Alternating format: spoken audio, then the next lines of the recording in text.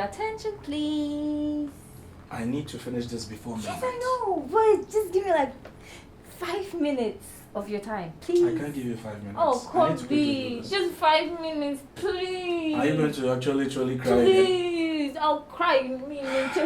I'll cry right now. Okay, 5 minutes. Yes, just 5 minutes. Oh, right. like 5.5. I know that you're never going to stop bothering me until I give you that 5 minutes. I hope it's going to be 5 minutes, as you say. Cool. How are you? I'm doing good. You? I'm fine. So what's my purpose? Some people are saying hi. Some people. Hello. Yeah. No, I'm not doing this. No? Oh, Kobe! Please. What is it? Is it one of your videos again? Yeah. What are you watching? Something about filmmaking? Yeah. I don't Why do you want to become a filmmaker now? Well, it's a bit tedious. I don't think I'll be a filmmaker. Alright, but so what do you have for me? I just want to ask this, right? Okay. Are these all intentional? The people, are they specifically for this? Alright, first of all, this scene is from the series 9/11, and this particular scene has gone viral because I've seen a lot of reels here and there. This particular reel on YouTube, on Instagram, almost everywhere, even on TikTok. And it drew my attention to something, and I read about it, and I learned about how this scene was shot and why it was shot this way. So yeah, I mean, I'll give you that fact. I think it's going to be worth it because something that we can all learn from. Yeah. So this is a scene from 9/11, like I said before. And the actor in there is Angela Bassett. Yeah. She's the point of focus in this particular scene. You realize that there are cameras here and there.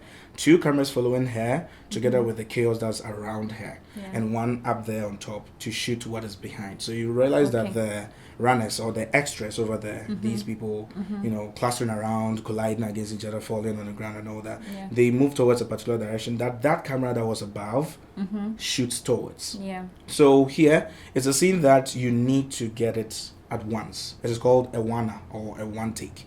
So here you have multiple cameras, 3 of them to be precise. And what you see the 2 camera operators doing is that they are ensuring that they get every shot here and there. One is totally locked onto Angela Bassett, who is the point of focus, the main character in there. So that's the camera following her right now. And you realize that there was someone also guiding the movement of that A camera operator. I would say the A camera operator because he is fixated on her. And that person is to ensure that the camera doesn't hit anything, or the person operating the camera operator doesn't collide against it. And you also see another person in black, and that's who is supposed to be the director. And you realize that there's a microphone also running along. Yes. And you also notice that the boom operator who is handling the microphone also has to make sure that his movement doesn't collide or gets into the shot. That's why it's above. So the microphone is really sensitive enough to pick on every detail and every sound that they need to gather there. So this is the thing. It is a one take. Yeah. And so anything that happens over there should be shot. Every detail is choreographed. And I mean, everything is planned ahead of time before every collision happens. And with this, if you make a mistake, you have to go all the way from the beginning. Start from the top, then to do it again. And that's something that, I mean, every filmmaker wouldn't want to happen on set. Especially with scenes like this where there are going to be a lot of mess around and here and there. People will be hitting the ground, hitting each other.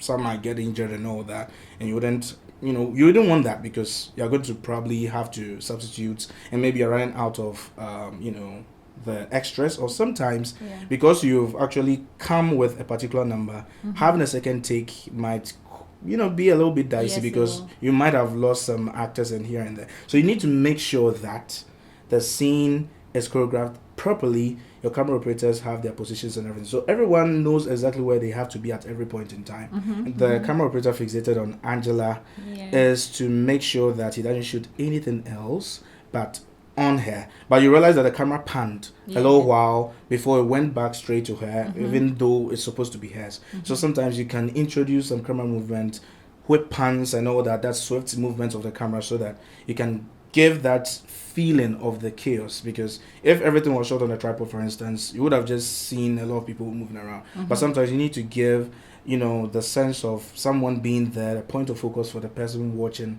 to it's just like you are turning your head here and there just to change your viewpoint and all that. That's also to help that. So everything is happening all at once, and when it gets to the editing bench, they cut the shots accordingly, and everything works in sync. The sound is coming from one microphone, and everything is just perfectly fixated on it. And it comes out very nice, because sometimes if you don't have a big budget like what they have right here, having all these multiple cameras with all these, gear, accessories, all that's, rigged onto the camera. If you don't have all that, you're going to have to work with, just one camera. You need to choreograph this and make sure that the chaos are a little bit dialed down. But because they have all the resources here, which is something, this is actually a dream for every cinematographer that can have every resource on set. You can get this once and everything will just be shot. And this scene came out pretty beautifully well. Wow. And that's exactly how it happened. And I think I shared more than enough. You've taken more of my time. wait. I have to go back. Wait. So, what type of cameras are these? Could a normal camera also shoot the same way? What do you mean by normal camera? I don't know. Every camera can be used to shoot. Yeah. For these industry type, high-end Hollywood films, cameras that are used are mostly the ARRI, Alexa Minis and all that. Sometimes they use Red. Sony are coming out with, beautiful high-end cameras and all that. But most often than not, you see them using the ARRI, Alexa Minis. We have the ARRI Alexa itself, but they have just 3 copies which can't be bought. They rent them out. For the ARRI Alexa Minis, they're actually out on sale, and they cost all kidneys, all livers, everything in 10 people. Might be exaggerating, but I mean it's very expensive. You know what I mean? Yeah. Why should I? But okay, so I'm sorry to ask, but if I get that camera, I would shoot. I would go back to the bench to edit. Okay. It doesn't edit for me, so why should it cost that much? It should cost that much because of what it does.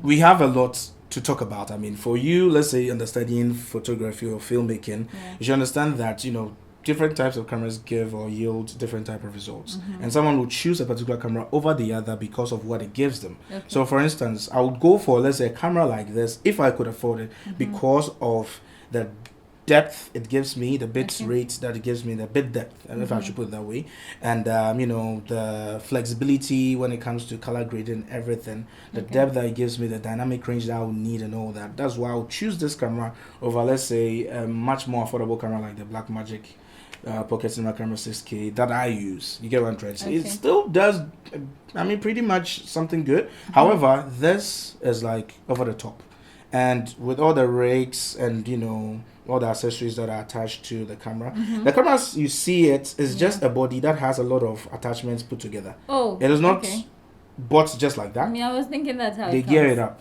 put things, accessorize it and all that to make it look beefy. Sometimes you might not need everything that they have over there. They are using what we call a steady cam to stabilize the shots. So the camera is very heavy.